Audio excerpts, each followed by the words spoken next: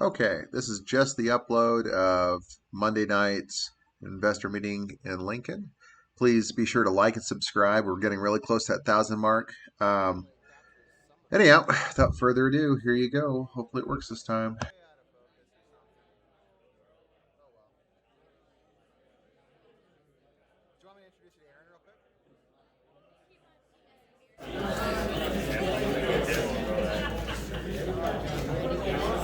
No, I'm not, but whatever. Let's see if we can maybe put that out. Good evening, everybody. Grab a seat. Looks like most everybody has. Grab a seat. We'll get the show on the road.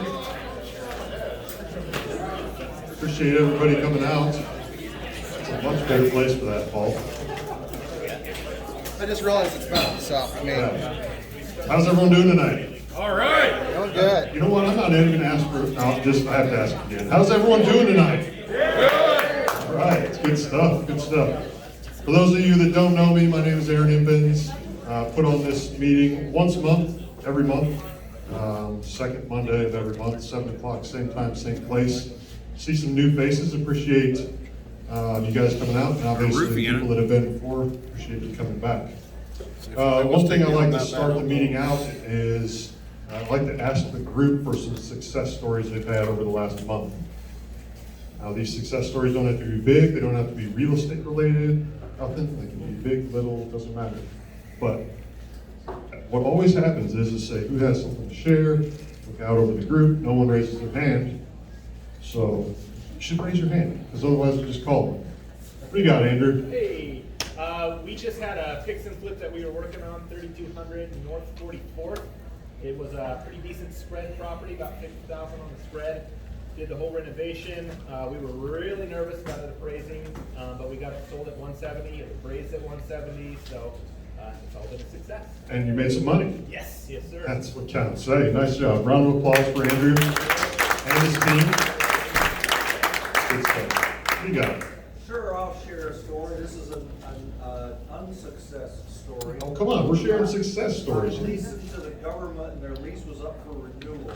They were paying $33,000 a year, and I told them I want $43,000 a year, and they said, okay. That sounds like a success to me. Yeah, but I should have asked for more. Congrats. Nice. Round of applause as well. That's good stuff. Good stuff. Who else has got something? Couple more. Yeah. We accepted an offer yesterday for a house on 31st. So we put it up for, the realtor said 164.9, we said 169.9, and we accepted 185 in 24 hours.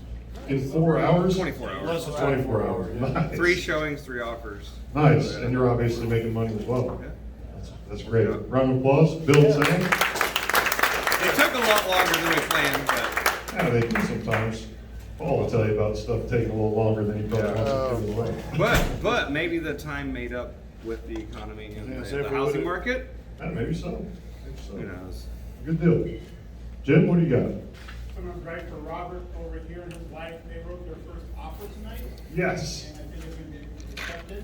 And it's a really nice deal because the house that we're buying, they're buying and selling, another person is gonna, that's how it all goes. It's a domino effect, because the seller's buying another house and we have their contract also. Nice. So you're buying one from someone who is buying one from you. Nice. And another success, Aaron and I did it, we're doing a deal this week together. He beat the crap out of me, that's why I'm so worn down. Come on now. Come on now. Anyways, round of applause for you guys. First off, that's good stuff. That's kind of what's nice about this meeting as well too, is you'll have people in here that have done nothing and people in here that have done hundreds of deals. It's a good mix, so you can learn lots of things. What do you got, Sam? So just some advice for people doing flips right now. This is the second house in a row that we have negotiated upward in price. Okay. So every time we do it, there's an asking price, then an offer, then an escalation, and then the escalation has a time clause in it. Sure. And we say if you want an agreement within that timing period, then we say we want $5,000 more. And both times they've accepted. Nice. So Nice. it's a weird time period where you can negotiate up. That's crazy. Crazy. Good stuff. Who else got something? Who you got? About that one. Moved out of my townhouse, got it rented, was paying $1,400, rented for $2,000. Bought a 4-bedroom, 2-bath, and I'm house hacking that and renting out my bedroom, $585 a room. Got 2 out of the 3, just rented here right before the month. So Wow. That's nice, man. Yeah. Nice. Round of applause. He didn't hear this. Moved out of his townhouse, is renting that now. Cash sounds like he's cash flowing a little bit on that. Bought another house that he's house hacking as well. Look that term up afterwards if you don't know what it is. It'll probably open your eyes a little bit. Anyone from the back got anything? What do you got, Mark? After about 3 years search, we're actually closing on a shop space, North Lincoln, value add, rent half of it out for what we're gonna have mortgage on, and keep the other half for myself. What are you gonna do in the other half? I got a lot of shit. Well, fair enough. Congrats. A round of applause for you. Good stuff. Good stuff. Lance, what do you got? So I got 2. You bet. My house from Jerry, Nice. flipped it. It was on the market 2 days. Got under contract for $7,000 more than we were asking. Nice. So that was awesome. The other thing is I got to hang out twice in a month with Brad. I said we're talking about success stories here. Oh, that's great. On the flip, congrats. Round of applause for Lance as well. Good stuff. Lots of good things happening in here. It's a lot of fun to hear. A lot of fun to hear.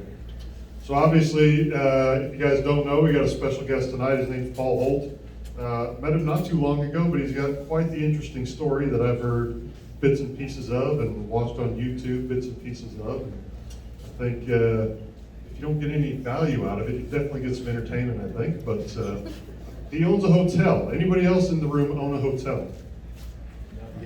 That's what I thought. Should be interesting. So without further ado, come on now, Paul. Get this thing rolling.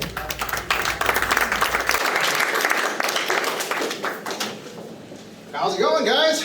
Good.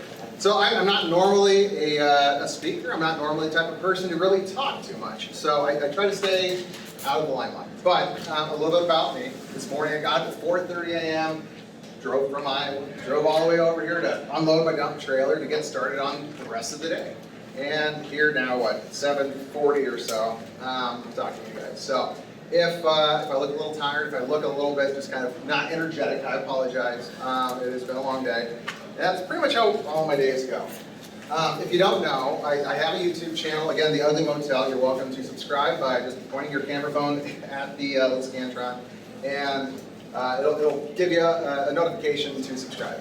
I also own a couple of other companies. So I'm sure most of you guys know the old hotel at 52nd and Cornhusker. It's been an eyesore now for a couple of decades, and I've had it for about one of those decades. I've had it for about 7 years.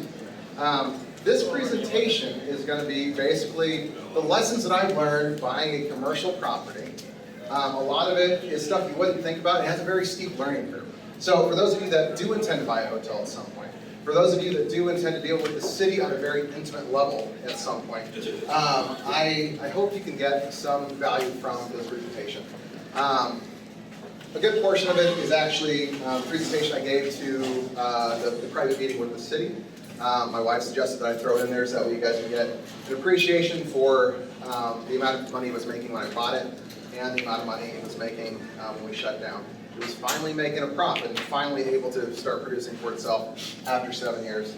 And I'll show you those numbers. Again, I'm a very transparent person. If you want to see the YouTube channel, I literally show you all of my mistakes, just about everything. And I make mistakes. I know Steve and Anthony because a while back, the first time I did a remodel for somebody after my time in New Mexico was for Steve and Anthony. And we kind of had this back and forth. He got me this awesome, amazing fiber optic deal for my hotel, and I came and I dragged out a project at his house. And that was my first time doing a project in Lincoln. So, but again, you learn from your mistakes and you try to make yourself better and you get back on the horse and try it again. So this year we started up with remodeling. other properties, as well as buying a few properties. I'm sure you guys, I've talked to quite a few of you, either trying to buy one of your properties or maybe trying to sell you a property. So, any further ado, let's get started. Is there a reason why you look 10 years younger than that picture? Well, so, okay, that, I'm kidding, but I'm just kidding. no, the camera, you know, takes away weight, especially with Photoshop, so. So this all got started, 18, I joined the Navy, I was in the submarine force, USS Connecticut. I started off, kind of what he was talking about earlier, I started off house hacking, right? So we go out to sea for 6 months, a year, sometimes longer. And we all pitch in on a house, right? And I'm sure all of you guys have heard that. Everybody just pitches in on one room inside of a house, and you rent it out. And for me, it was more than my mortgage. Back then, you really couldn't close on deals sitting on the beach in Hawaii, but I was really proud at 18, that top left corner house, that was my first property. I lucked out. I bought this house, and immediately afterwards, while we were out to sea, they started developing this new ferry that went to Seattle. So my property like tripled in value. So that was awesome, you know. My next property, when I moved to Lincoln, my wife gave me an ultimatum. She said, when it was time to re-enlist, she said, hey, you can either come to the Midwest, come to Nebraska, I'm going to Concordia. You can either re-enlist and we're gonna break up, or you can come to Nebraska and go to UNL, do whatever you want to do, and we can stay together. So we're now happily married, and I bought that house. Top right corner. I think actually somebody in the investment group, one of their aunts bought it actually. 2507 Nottingham Court, if you want to see my work. It took me 2 weeks. This is also the house that I found out that I was paralyzed at. So that'll come up again later on inside of the thing. Later on that year, I bought the fourplex while going to UNL, and then we moved to Seward, and I bought the house at the bottom right. After 2 years of going to UNL, graduated and moved to Columbus. My wife got a job as a director of Christian education, and of course we moved there. So there were no jobs for a guy with a marketing degree in Columbus, Nebraska. And the one job I did get was at a plant, I can't remember if they make needles or something, long story short, this was the time that I said, you know what, I have 5 greenhouses. I need to buy a hotel. So of course, what 25-year-old doesn't go out and find the greatest hotel in Lincoln, Nebraska, you know? And that's exactly what I did. So at 25, I went out and I bought, I lived on the south side of Lincoln. I didn't really know North Lincoln. I didn't understand the difference in the demographic. I didn't actually really understand the atmosphere or anything like that. So at 25, I bought this hotel. I didn't know what a COC is. How many people in here know what a COC is? Does anyone? You know what a COC is? Anyone else? Okay, so a lot of you guys did. At 25, I did. So I bought it without a certificate of compliance. I didn't realize that was something the city had to give to me. Turns out that's a big mistake when you have a 7-acre property. So day one, we ended up with a lot of issues that I'll kind of walk through. That again, as a person who just fixed the cosmetics or fixed minor plumbing and electrical issues, I wasn't expecting from day one. I had a $200,000 renovation budget that was basically a HELOC off of my houses. Because, you know, I paid them down, because that's what all good people that follow Dave Ramsey do. They pay down their houses, now they have a giant HELOC. $200,000 does not go very far in a hotel, especially this hotel. So, the beginning. It was new, and I thought I knew everything. At 25, of course, who doesn't know everything at 25? I went right in, and I was going to make everything brand new. I was going to replace all the flooring with brand new laminate floor, okay? Inside of a system that used a boiler and chiller system. If you guys don't know what that is, a boiler and chiller system is the old-fashioned system where it uses hot water or cold water through either a giant boiler, something that heats up water like a giant water heater, or a chiller, something that's going to basically cool off your water to heat the entire building. So unfortunately for me, laminate is not waterproof, and because of that, after we got down all the laminate floor, my room started exploding. So the entire building is full of cast iron. The entire boiler and chiller system was ran with cast iron pipes. So all of my laminate floor, again, I didn't know the difference between laminate and vinyl because I was stupid. It's one of those $50,000 mistakes day one.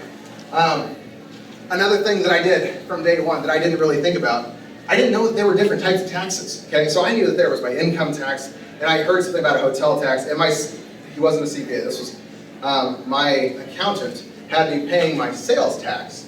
But I didn't know there was arena tax, hospitality tax, or housing tax, okay?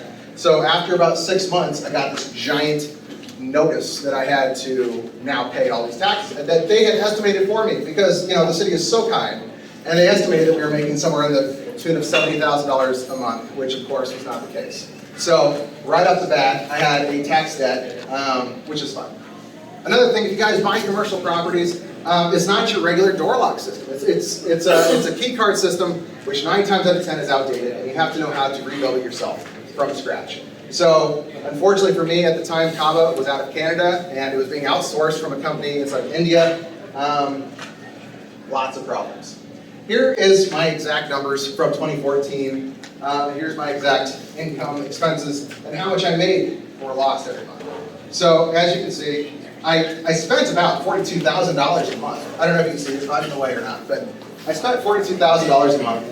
We were only making $24,000 a month. So for this hotel, that didn't make sense.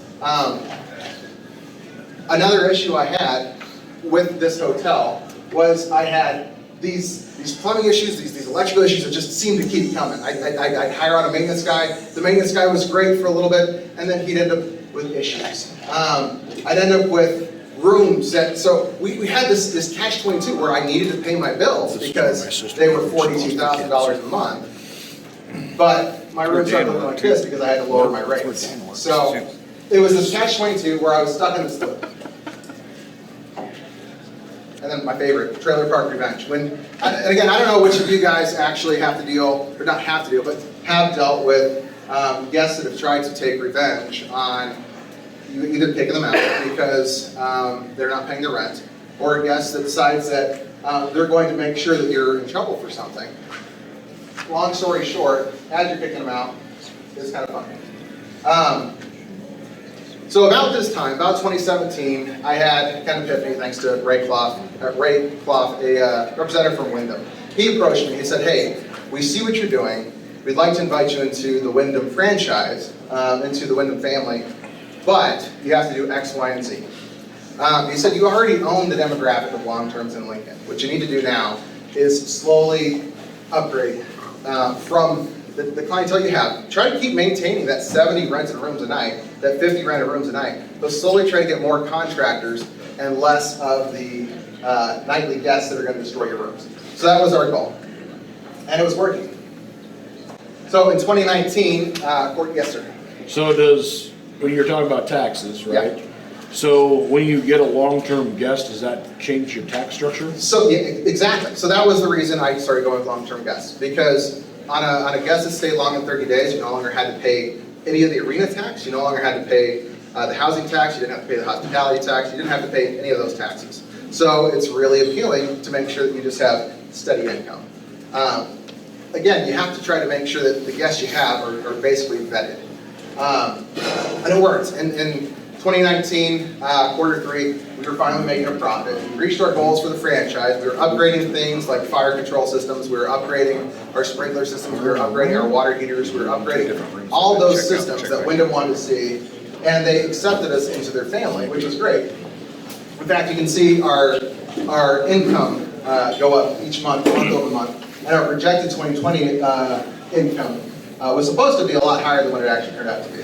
Around June, it kind of plummeted to 0. So that was 2020. To give you an idea of what we focused on, 2014 electric bill on the right, $10,743. We've replaced everything with LED lights. We've replaced everything with energy efficient systems. We've replaced everything with PTAC systems. Again, something that I didn't know anything about in the hotel world because I didn't know what a PTAC unit was, because I had a boiler and chiller system. What is that again? So a PTAC unit is a packaged thermal air control system.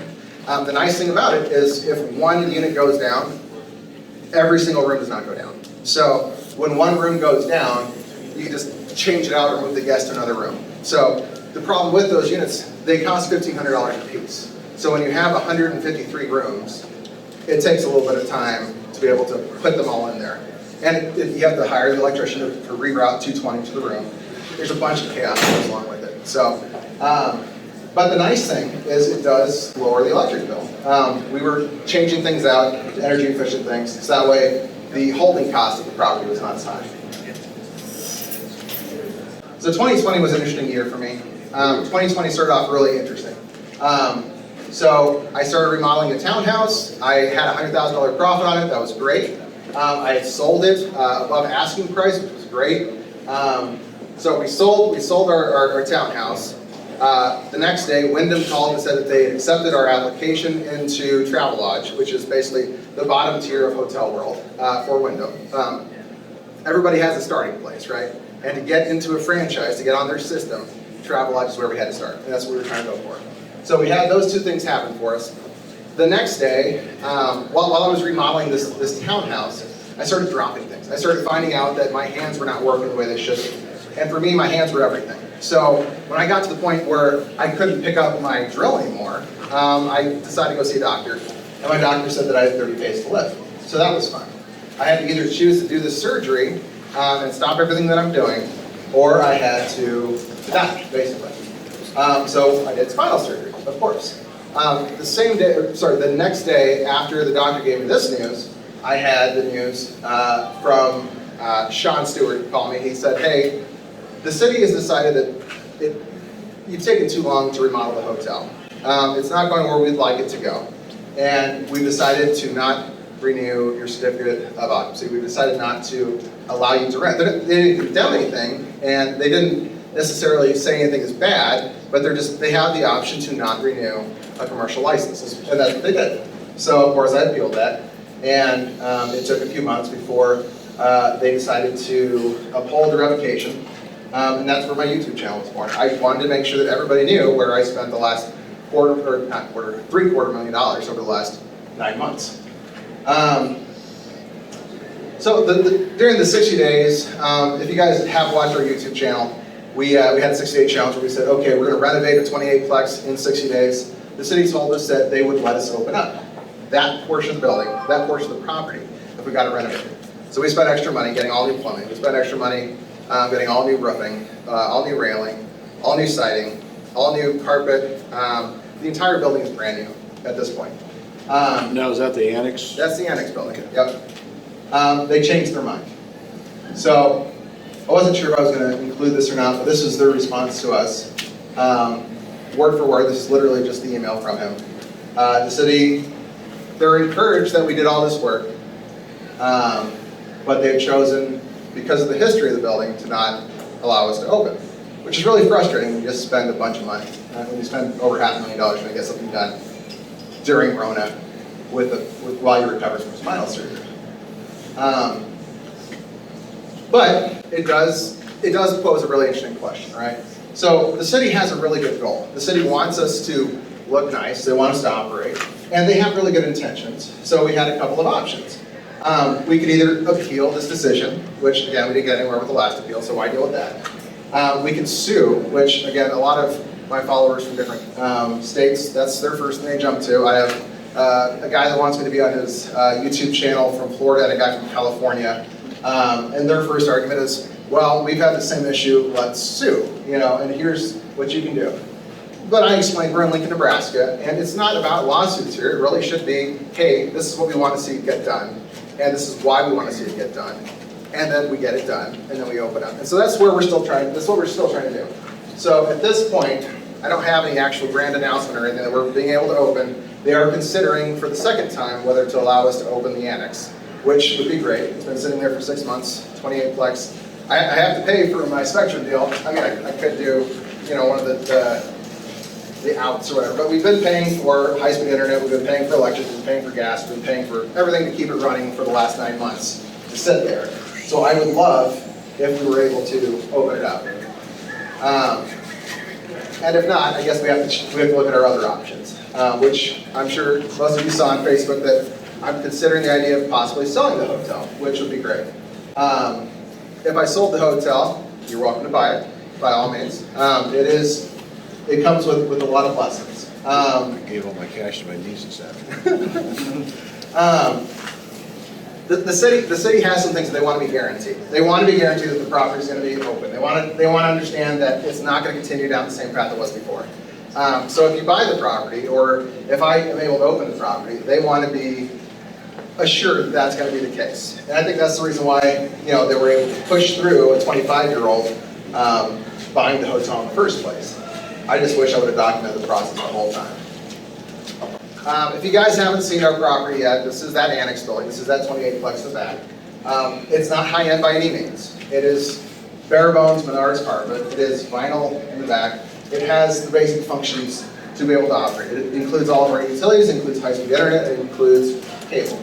Looks a lot better than it did 8 years ago, I'll tell you that much. I appreciate that, thank you.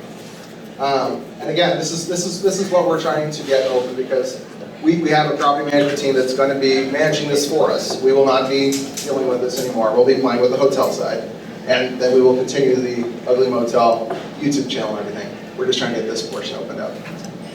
So, also I started another company this last month. So Holt Homes, those of you that have worked with me, I bought a couple houses from a few of you guys. I have two different versions of Holt Homes, one that buys houses and the one that renovates properties. And that's how we're floating the hotel. When we're allowed to open the hotel, I will do an episode, I guess, on a breakdown of where we're able to come up with our extra $40,000 to $50,000 a month. And a lot of that is passive income, guys. That's billboard revenue. Yes, sir. So is the city allowing you milestones? No. Really? Yeah. So right now the city has offered to come out and check. And we just had one of those. They've come out, and I'm sure you've driven by and you've seen my new signs, which kind of go against Wyndham standards. We were not supposed to have them up until we've been granted a COC. But we kind of forced that through due to Rona and other excuses. The city denied the new signs, of course, several times until we protested, and then they accepted it, and then we paid the extra fee for spending the time to find it. Which again, the more hope we build and the more progress we show that is being made, hopefully the closer we're going to get to be able to have a nice hotel in that side of town. The unfortunate thing is, I'm spending 12-hour days at other properties. I'm spending 12-hour days remodeling other things other than the hotel. So it's taking me longer to renovate the hotel. The hotel has become almost a side project, where we spend maybe 6 hours a day working on that, and we spend 6 hours a day on whatever our other project is, which is frustrating, because one's making money and one's not. So, there's my guys. In fact, these are from different projects we've done. There's Julie on the side, Owen and Keith. We have about 6 other guys that work for us, but they don't show up on a regular basis, so they don't get a picture. Here's some properties we bought lately. Just bought one off of South 27. That one's, those are 2 that we're renovating for somebody else. And let's see what else. That's it. For right now, our goal is going to be to float the hotel with extra income. I can produce $40,000 extra a month and just keep paying on the hotel just to mess with the city if I want to. Or I can sell it and I can make a profit and I can go on to play with other things. I'm going to keep doing the YouTube channel. Although, if I don't have a hotel, my focus might change to other things. And I might find other content.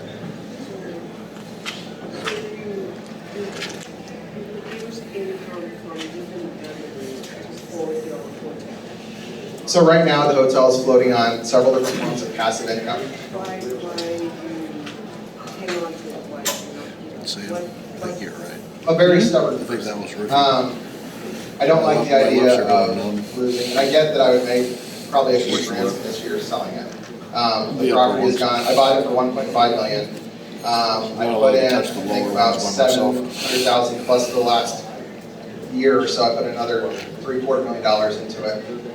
So I probably have about maybe $4 million into it at this point, and we just had an estimate about $10 million for the whole property. So I would make a lot of money, and then I would probably just go around and buy a bunch of random properties. I'd probably make a lot more money, which is great. The problem is I can't mentally give up on the property. It'd be like defeat. You're sick. I'm sick. Exactly. Yeah. Exactly. So I like this quote from Socrates. smart people learn from everything and everyone. Average people learn from their mistakes. And stupid people, they already have all the answers. At 25, I was a stupid person. I'm still probably a stupid person. But I'm trying to become a smarter person. And here's a list just kind of the lessons that I learned that, again, you wouldn't know unless you were inside of a commercial or hotel setting. If anyone has any questions, that is the end of the presentation. Yes? Have you been contacted by any other hotel chains to purchase it? Oh, yeah. Oh, definitely. Let's see. So I had a guy drive down from Seattle. How many months ago was that, Julie?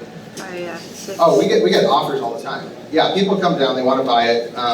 I've actually had several job offers lately in New York to go work as a marketing guy, which is fun. You know, I do have a weird sense of humor that people sometimes like. And for the hotel, we've had, so it's not really hotels, it's not really a chain doing it. It's more management companies offering to manage portions of it. We originally went with Borders in the Suites, and nobody in here actually knows what cobblestone is, right? Anyone from Seward? Okay. So I tried to buy middle school in Seward when I was in college. Oh, nice. So from that, I knew the hotel developers of a hotel in Seward. And of course, that meant that I knew a bunch of people that built hotels. So my first instinct was, let's bring something to Nebraska that nobody's seen before, and I went with cobblestone. And I actually had a slide in here about how much money I wasted. I spent $50,000 doing a name change from Borders to the Oasis Inn because it was losing me that much money a month. I was losing about $1,500 a month in royalty fees. And my thought was, since cobblestone wasn't giving me any benefit, might as well drag the name through the mud. Oasis didn't exactly have a pristine name beforehand. And since it was already known as the Oasis, I might as well return to the Oasis until we were done with it. So, I mean... But the general population in the city of Lincoln knows that the Oasis is a crack house. Well, yes, they did. I did not. Unfortunately, again, lessons learned. So, branding, big piece of it. Window, I'm going to be paying, if I opened during last year, of course that wasn't going to happen with the city. So I decided to do what's called a passive, passive branding, where basically I have the option to keep dragging out when my start date is, and then I just pay the $5,000 fee once, and I can just keep dragging it out as long as I drag the city through it. So, any other questions? Yes, sir. I gotta ask questions the rest of the night, so be careful. So it looked like you're building suites instead of, so are you taking 2 rooms and making 1? So originally the annex building had 55 individual hotel rooms that were designed because the original governor of Nebraska made an agreement with the original owner of that building to allow semi-trucks to carry double semi-loads.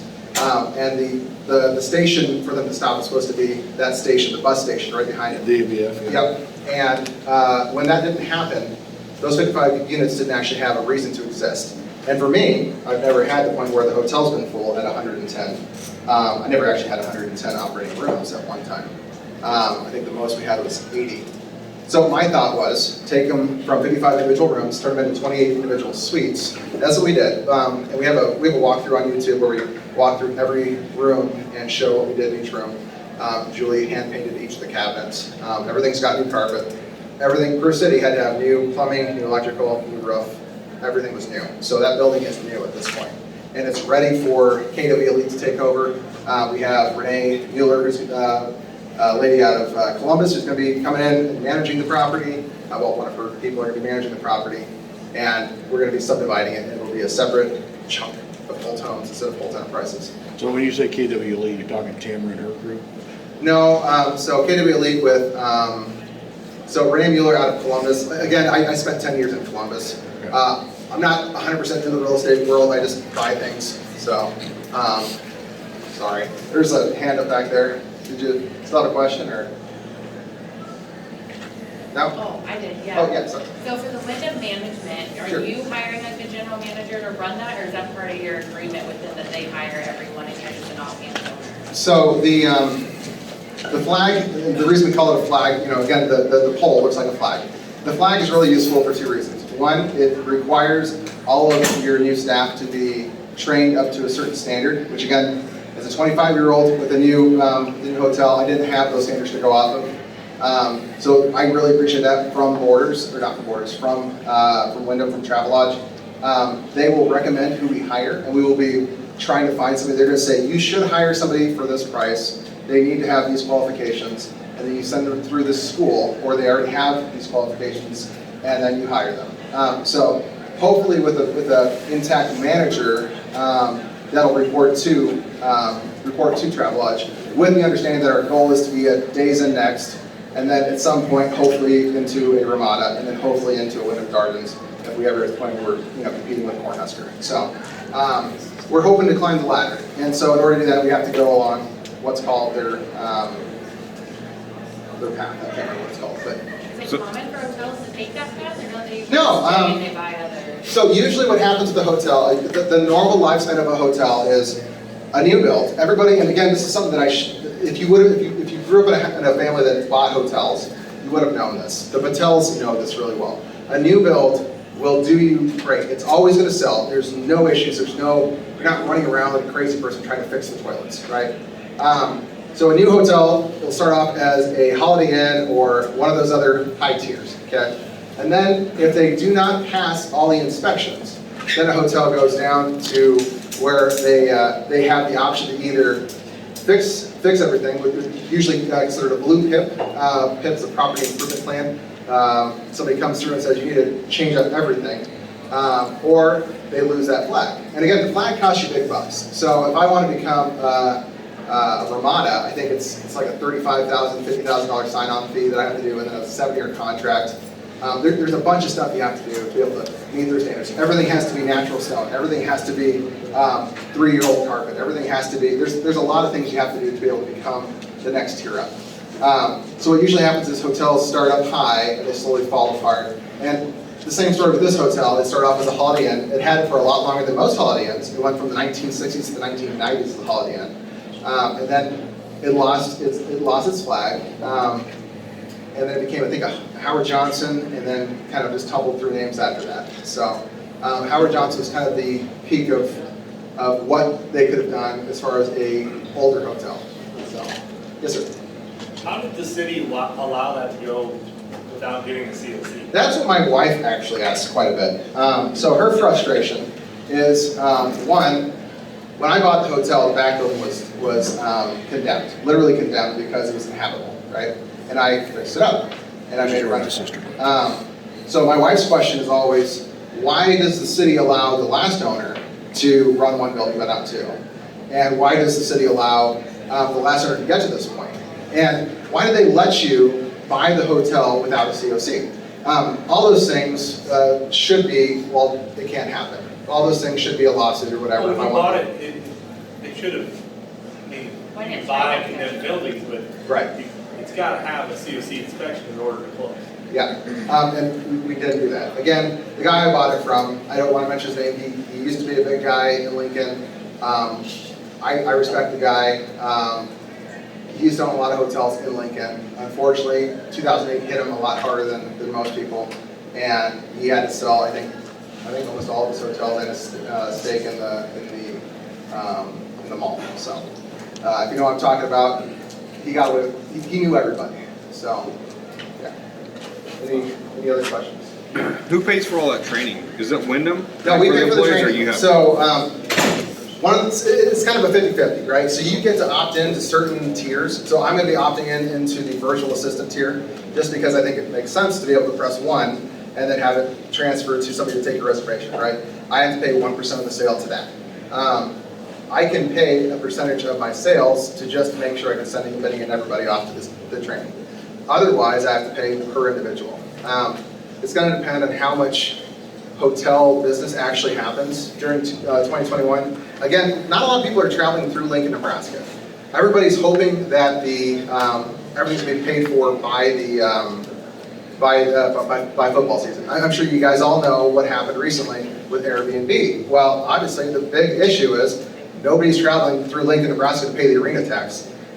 So now we have to find other ways to pay the arena tax. Nobody's coming through paying the hospitality or the occupancy tax. So we have to charge somebody else those taxes so we can continue to pay for those things. So that's why Airbnb guys, you guys are getting the bill now. Hotels are not really a thing anymore. People are choosing to stay at Airbnb. I think it's a great model. I was talking to Joshua Nix the other day about, he's just going to keep going with that because it makes sense, rather than going with a hotel at some point, because you diversify all your risk and you can do whatever the heck you want. So it's going to depend on what happens in the next year, what kind of incentives, what they're going to charge us, and kind of what happens just overall with the climate. So, yes, sir. Do you subscribe, I don't know if that's the correct word, to like hot wires and priceline.com? Yeah, so I was one of the independent hotels that actually, I 100% believe in third parties. I've gone through and I've purchased quite a few of the contracts. One of the big things I learned from becoming part of the Wyndham family, all my costs have been cut in half, which is awesome. So when I put up the Oasis sign, it cost me, I think, $42,000 to put it up. And that guy didn't even take out a permit, and of course that got me a big red flag. It's the hotel's owner's fault. So this group that put up this last one, I think it was Superior Sign, that put up the sign for us. I want to say, and again, hopefully I'm not trampling on their feet because it's a negotiated deal. I want to say that I paid $23,000, and I got free upgrade to LED lights, and they rewired the thing, and they rewelded it for me, and I got all of them, and they're high-end vinyl, and I think they have to have a warranty for like 12 years.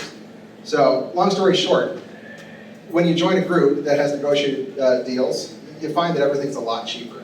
So, I will be doing all those things again. So, Another question was, sure. do they block out a certain number of rooms for their, like, hot wire? No, actually, so the way the third-party system works, you have two ways to do it. You can either manually do it, or you can have tie into your PMS system. So for those of you that do Airbnb, if you have some kind of PMS, I recommend the one that Amazon just bought off. It's called MyHMS. I was the beta program for the cloud-based software, MyHMS. Long story short, you can say, okay, I have 51 rooms available to rent. Any of these third-party guys, you can rent them from us, and then they will just sell them. And then you can adjust how much you want of a discount on it, and they will sell it for whatever. Again, if you are not with a franchise, they'll take 35 to 40%. With the franchise, I think I'm going to be paying 12% now with Wyndham. So huge difference in, I obviously want to sell online now. So,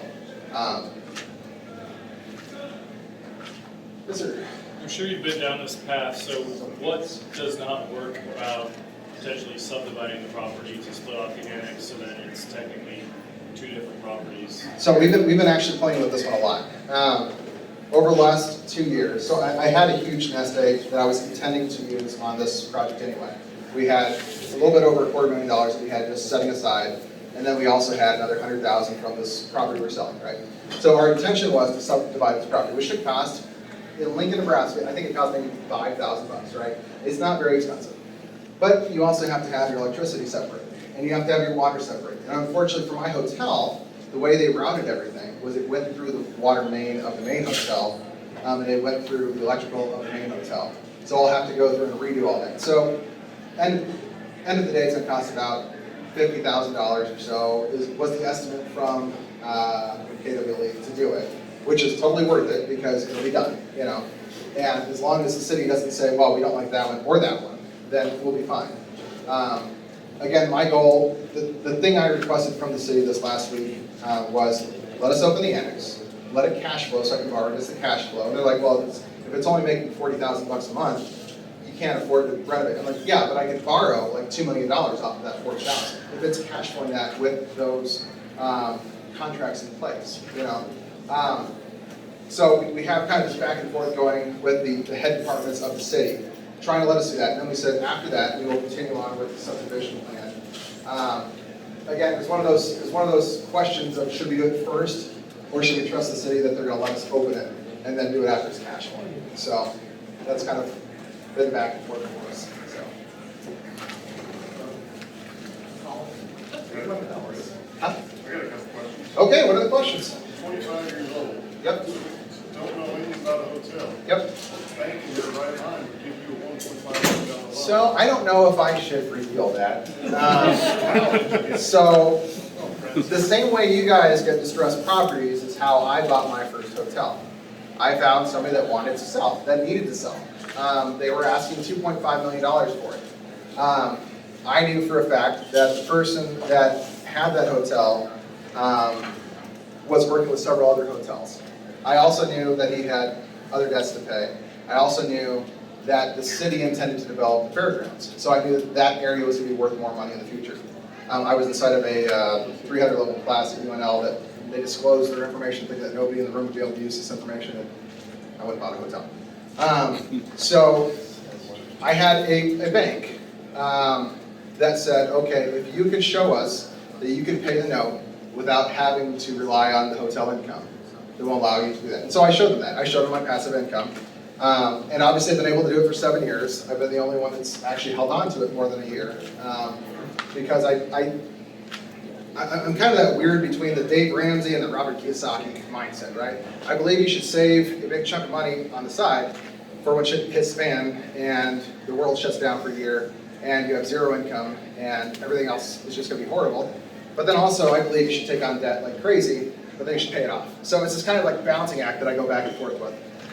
And lucky for me, when the hotel got shut down, I had almost zero debt. So I'm not the type of person that wants to have zero debt, but I just so happen to have close to zero debt. And I had not used any of my business credit, I had not used any of my personal credit. I have a very good personal credit score and everything. So I just, for the last year, I've been borrowing and using savings to just kind of float. So, okay. Tied to apartment buildings, just as hotels as well. So in an apartment building, the question may be, hey, do I raise my rent so far, push that market rent as far as possible, and maybe have 1 or 2 more vacancies versus having that lower rent going to be completely full? Equate that to your hotel. Would you rather have a higher nightly fee and maybe have more vacancies, or lower nightly fee and be full?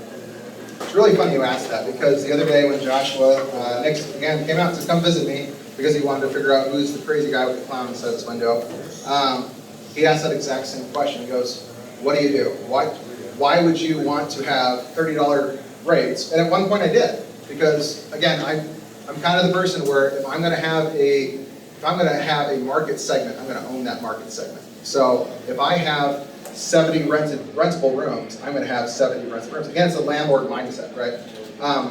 I go back to the idea of every night that I sell a hotel room is like an orange that's going to be expired by the end of the day, right? It's a rotten piece of fruit. If I don't sell it, I can never sell it again because it's rotten.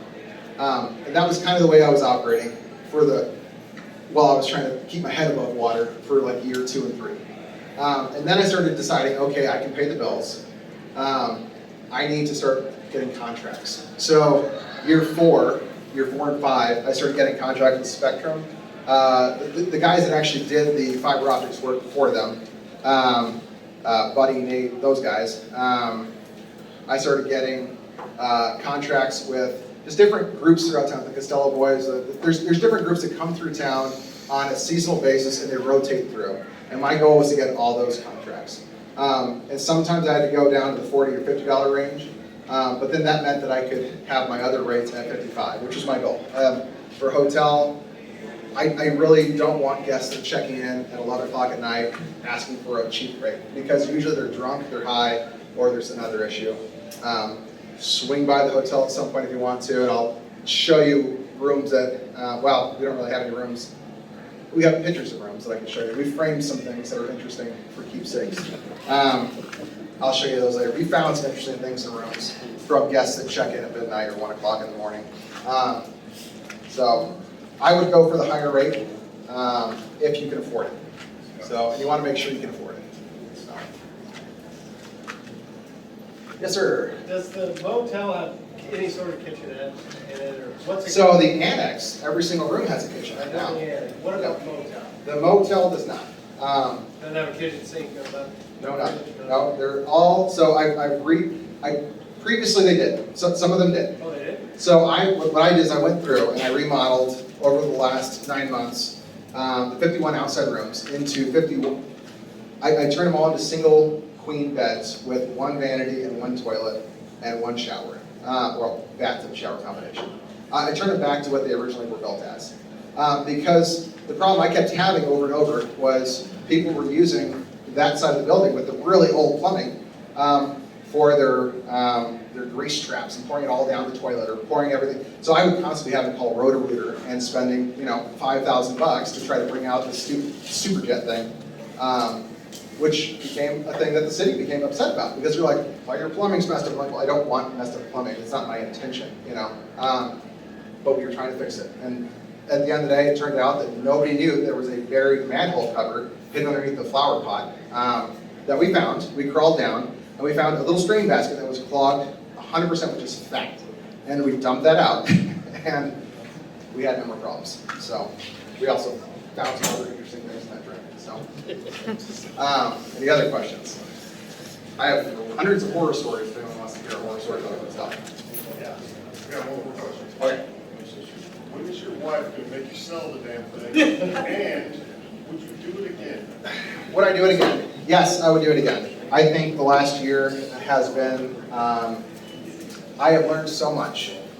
And again, the things that I know how to do now versus when I was 25, the people that I've met since then, just my network of like hotel, I have billionaires in my circle, That would not have happened if I didn't have this hotel, if I hadn't done lunch with someone. And I hate doing lunch with people. I hate socializing in general. I hate people, no offense. But I hate doing those kind of things. But because I did those kind of things, because I was in the right circle at the right time, and because I'm forcing myself out to actually talk to people, I'm learning a lot, And I would say that because of the last 7-8 years, I've learned a lot. And I've made a lot of money, and it's all just now in equity. And I could probably take that all back out if I needed to. So, and as far as my wife, she is going to make me sell it if the city tells us no one more time on the annex. And then we're trying to decide right now, do we move back to Lincoln to run against the mayor to mess with her? Or do we move back to Lincoln to finish up with our properties and keep going with that? Because again, it's making like $30,000, $40,000 a month now. And I started 2 months ago. I think I called you one of the first properties. I think I bought a property off. No, you financed the property for me. Yeah. So I don't know. Either way, I'm probably going to come back to Lincoln just to be part of the scene, I guess. I don't know. But if the city tells us no one more time, we're probably going to sell the property. So, and then if they want to knock it down and build something else there, that's their choice. So, yeah. Fun times. Yeah, they did on a salary. Anyone else have a question? That guy? Yes. What's the sale price? You said you were thinking about selling it. Do you have a price? So I guess I'd probably be interested in anything north of 6, probably. I don't know. Again, I have people that are telling me it's worth 10 because that whole north lot is now tippable, and that whole north lot could be. I'm sure you guys have seen on Superior Street where they have all those new developments down the street, and I have 3 acres on Superior. I don't know. So again, I'm not going to refuse any reasonable offer. If somebody comes, I told my wife, if I have a number that breaks me even and I make X number of dollars, then I will sell it. We have this unwritten agreement, and if it hits that number, then I'll just do it. I don't care. So yes, sir. If the city would allow you to do the lots and then the annex and then the hotel, subdivide all that, is that all? What do you think? Here is the plan. Hopefully open the annex, subdivide, then KW will be taking over and building up that whole side, probably as 3-story apartment buildings if we can get away with it. I believe it's zoned, H? It's that one wonderful zone that you can build anything you want, whatever, it's the happy zone number. I think it's like H8 or something crazy, I don't know. So, we can get away with murder on it, so. We'll probably build whatever we can build, so. Any other questions? Have any questions? I'm gonna edit the heck out of this. Awesome, thanks, bud. All right, thanks, Paul. Give a round of applause.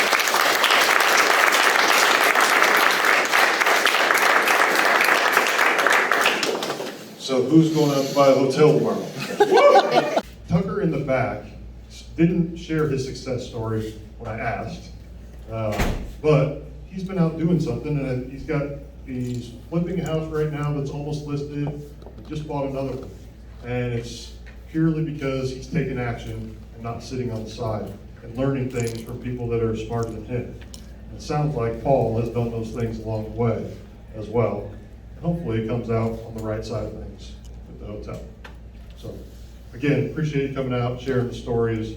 I'm sure there's many more crazy stories if you guys really want to get into some wildness that Paul can probably tell you about. Ask him about the clown in his front door. Oh, boy. So, all right, so I'll wrap it up, and as I usually do, I reach out to the group, see if there's any properties that might be off market or anyone wants to sell something they want to share with the group. What do you got? What do you got, Dave? I got a fourplex I put on the Facebook group today, 2618 Q Street, 6 garages, built 98. I think the rent's like 3,300 somewhere in there. 2618 Q Street. All It's 2 nice bedroom building. units.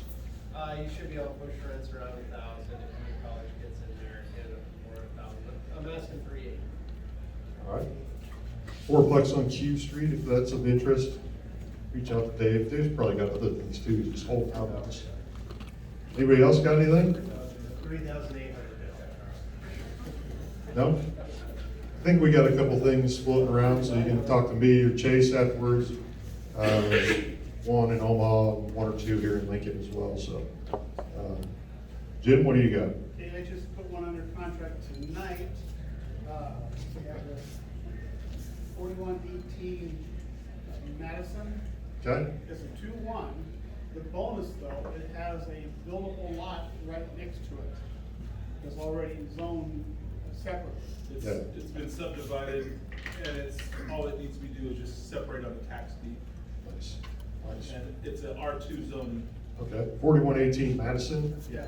It's a full-size lot, the city says it's a normal buildable lot in that area. It is 50 by 120, measured it. So And it then is definitely full size. 6526 Morrill Avenue, it's a 2-bedroom, 1 bath, in really good shape, needs about $2,000 or $3,000 of cosmetics, and we think the, our ARV has been about 175. How much you want for that? A lot. A lot, okay. I think we're 148. This one's 148, okay? And the one on Madison, do you have a price on that yet? Email me or text me all the price. Okay. Reach out to Jim, he usually has a few things floating around, so if any of those have his interest. The list don't even exist because it's built before I can even build one. Nothing wrong with that, nothing wrong with that. Who built one? Anybody else? All right, well, as I said at the beginning, we have this meeting every month, same time, same place, second Monday, 7 o'clock, right here at the Grata. First time, I appreciate you guys coming. Make sure to come back next time and bring some friends. See you then, thanks.